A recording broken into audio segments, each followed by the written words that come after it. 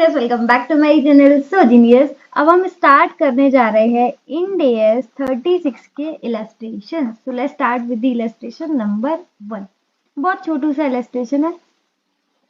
The carrying value of a building in the books of Sun Limited as at 31st March 2011 is 300 lakh. तो Sun limited एक company है जिसमें एक building का carrying amount अपन को दे रखा है 300 लाख। ठीक है।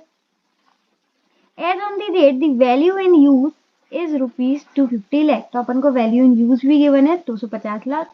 तो अपन को कैलकुलेट करने की जरूरत नहीं है, सीधा सीधा गिवन है।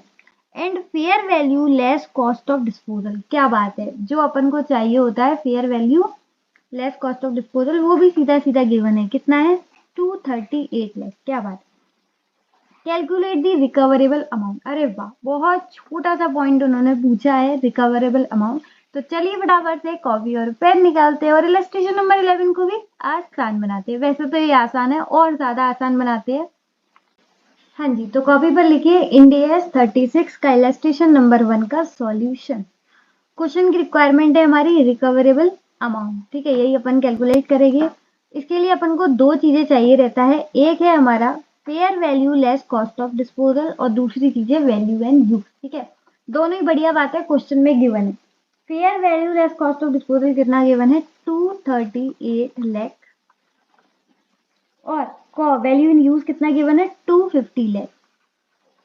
ठीक है, यहाँ पर जो हमारे इंस्टीट्यूट ने क्वेश्चन सॉल्व किया है वो आंसर तो उनका सही है, लेकिन उन्होंने एक छोटी सी गलती कर दी है कि वैल्यू इन यूज पर उन्होंने 238 लिख दिया है।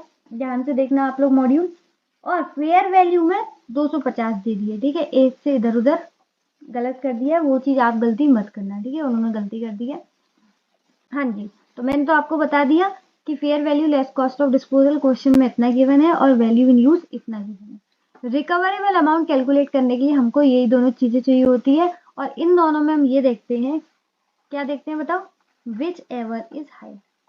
जो हमारा हायर होता है वही हो जाता है हमारा रिकवरेबल अमाउंट। ठीक है, तो यहाँ पर मुझे कौन बताएगा कि क्या हायर है? ये तो किसी बच्चे से भी पूछ लो, वो भी बता देगा कि 238 छोटा होता है या 250। तो 238 छोटा है, इसलिए यानी कि ये नहीं होगा। इसका आंसर रहेगा हमारा 250 लाख। ठीक है, तो रिकवरेबल अमाउंट हमारा क्या हो जाएगा?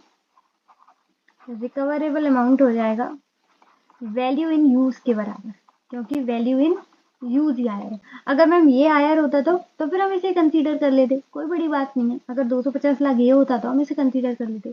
जो हायर होगा वही हमारा रिकवरेबल अमाउंट होगा।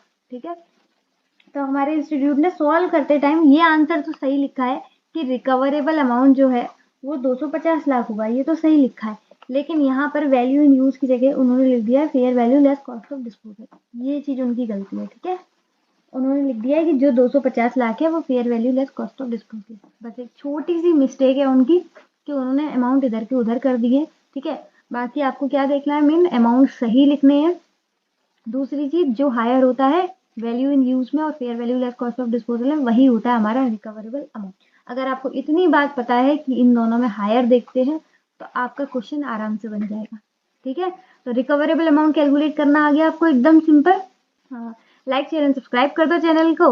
और आज के लिए बस इतना ही। इसी के साथ इसी तरीके से खुश रहिए, मुस्कुराते रहिए। मिलते हैं नेक्स्ट वीडियो में, तब तक के लिए bye bye, be happy always.